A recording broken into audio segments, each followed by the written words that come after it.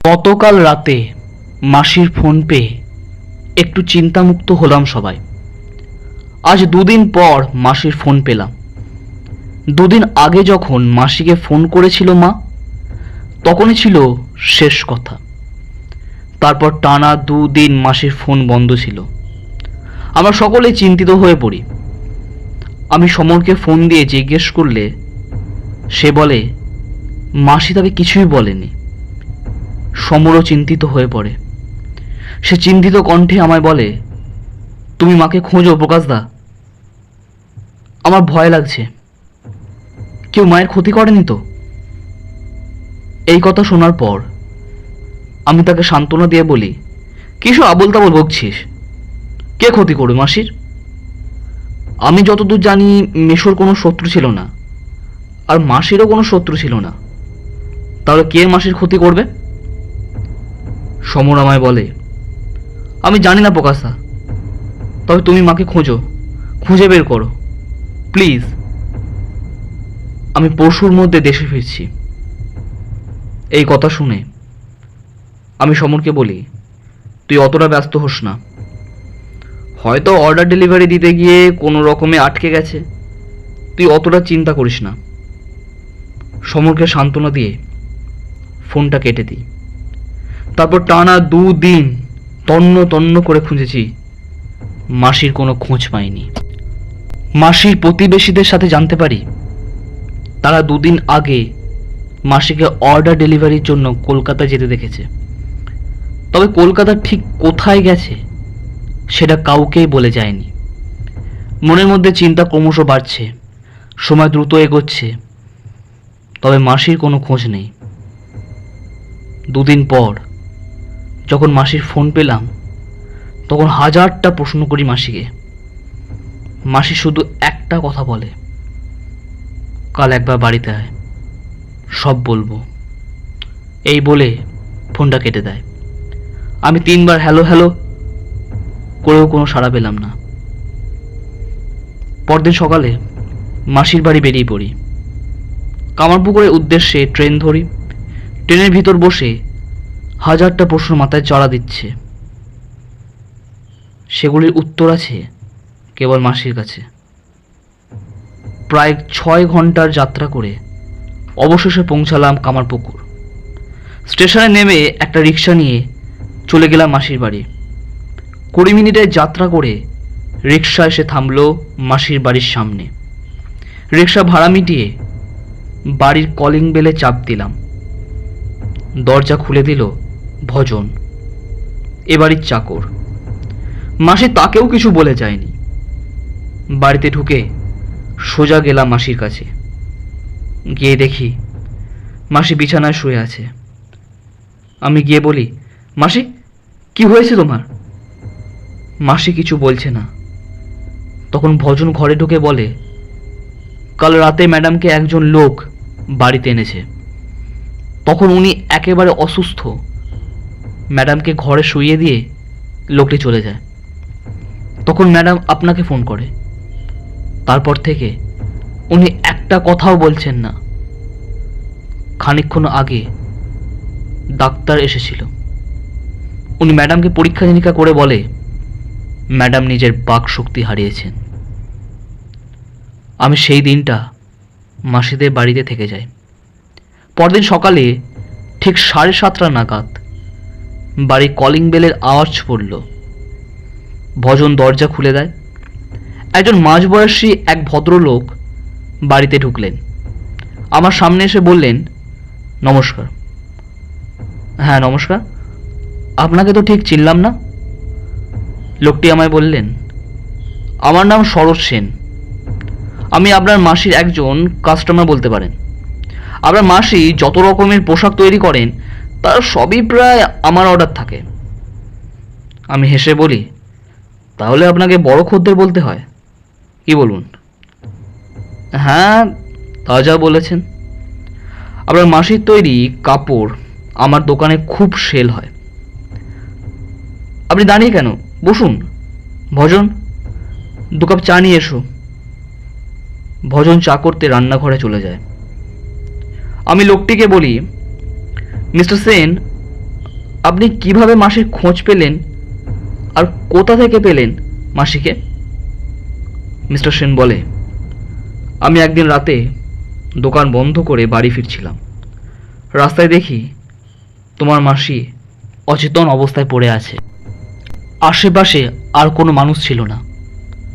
সুলোচনা দেবীকে মুখে চোখে জল ছিটে মারতেই ওনার জ্ঞান ফিরে আসে। তবে উনি খুবই দুর্বল ছিলেন, তাই ওনাকে আমি বাড়িতে নিয়ে আসি। আচ্ছা, এখন উনি কেমন আছেন? উনি ভালো নেই। মাসি নিজের বাকশক্তি হারিয়েছেন। উনি অবাক কণ্ঠে বলেন, কিন্তু কিভাবে? এই প্রশ্নের উত্তর আমিও খুঁজছি। মিস্টার সেন বলেন, ওনার সাথে একবার দেখা করতে পারি? মাসি এখন ঘুমোচ্ছেন। ও আচ্ছা, তাহলে আজ উঠি। মিস্টার সেন চলে গেলেন। মিস্টার সেন চলে যাওয়ার কিছুক্ষণ পরেই সমরের ফোন আসে। আমি ওকে সব কিছু জানাই। সব কিছু শুনে ও জানায় আগামীকাল ও বাড়ি আসছে। এই বলে ফোনটা কেটে যায়। এদিকে মাসির সুস্থ হওয়ার কোনো লক্ষণ নেই। পরদিন সমর বাড়ি আসে। সমরকে আমি এয়ারপোর্টে আনতে গিয়েছিলাম। সমর বাড়ি আসতেই আগে তার মায়ের কাছে যায়। সেদিন দেখলাম মায়ের মমতা কতটা গভীর হয়। সমর মাসিকে জড়িয়ে ধরে কাঁদছে। মাসির চোখের জল টপ টপ করে বিছানার চাদরের উপর পড়ছে। শুধু ছেলের সাথে কথা বলতে পারছে না। সমর বাড়িতে এসেছে 2 দিন হয়ে গেল। মাসিকে অনেক ডাক্তার দেখালাম, কারোর কাছেই আশার আলো দেখতে পেলাম না। এই 2 দিনে মিস্টার সেন অনেকবার মাসির খোঁজ নিয়ে গেছেন। তবে উনি যখনই বাড়িতে আসতেন একটা অদ্ভুত জিনিস লক্ষ্য করতাম। মাসি ওনাকে দেখা মাত্র ভয়ে গুটিয়ে যেতেন। উনি চলে যাওয়ার পর সমর মাসির কাছে গেলে সমরকে শক্ত করে জড়িয়ে ধরতেন, যেন বোঝাতে চাইতেন মিস্টার সেনের কাছ থেকে যেন সমর দূরে থাকে। এই জিনিসটা আমার খুবই অদ্ভুত লাগে। আমি মিস্টার সেনের সম্পর্কে খোঁজ নেওয়া শুরু করি। 2 দিন পর অমাবস্যা। আমি অপেক্ষা করছি সেই অমাবস্যার। হঠাৎ কলিং বেলের ঘন্টা। দরজাটা খুললাম। দেখলাম মিস্টার সেন। ওনাকে ভিতরে নিয়ে আসি। কিছু কথা বলার পর উনি বেরিয়ে যান। ঘড়িতে তখন রাত 8টা।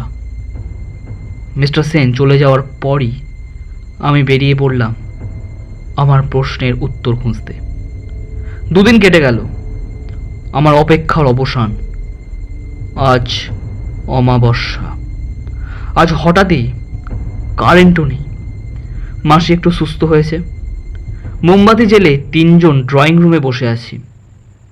হঠাৎ কলিং বেলের শব্দ। সম দরজা খুলে দেয়। দেখা যায় মিস্টার সেন। ভিতরে আসেন। মাসি ভয়ে কাঠ হয়ে যায়, কিছু বলতে পারছেন না। আমি মিস্টার সেনকে বলি, আপনি কেন মেশোকে মেরেছেন? আমি? হ্যাঁ হ্যাঁ, আপনি। সাথে সাথে দেখলাম ওনার চেহারার ভয়াবহ রূপ। কর্কশ গলায় বলে, তোর মেশোকে তো মেরেছি, এখন ওর ছেলেকেও ছাড়বো না। মিস্টার সেনের আত্মা সমরের গলা চেপে ধরতে যাবে, এমন সময় মাসি তীব্র চিৎকার দিয়ে সমরের নাম নেয়। সমরকে শক্ত করে জড়িয়ে ধরে। আমি আর 1 মুহূর্ত দেরি না করে ওই জল মিস্টার সেনের উপর ছুঁড়ে মারি।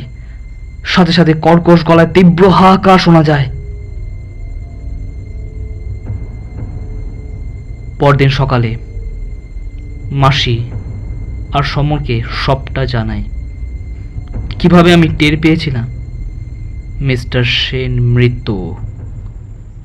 সবকিছু খোঁজ নিয়ে জানতে পেরেছিলাম মিস্টার সেন অ্যাক্সিডেন্টে মারা গিয়েছেন। তখন খটকাটা আরো গভীর হয়ে যায়। খোঁজ নিয়ে জানতে পারি আমার মেসোকে খুন মিস্টার সেনই করেছে। মেসোকে খুন করে নিজে অ্যাক্সিডেন্টে মারা যায়।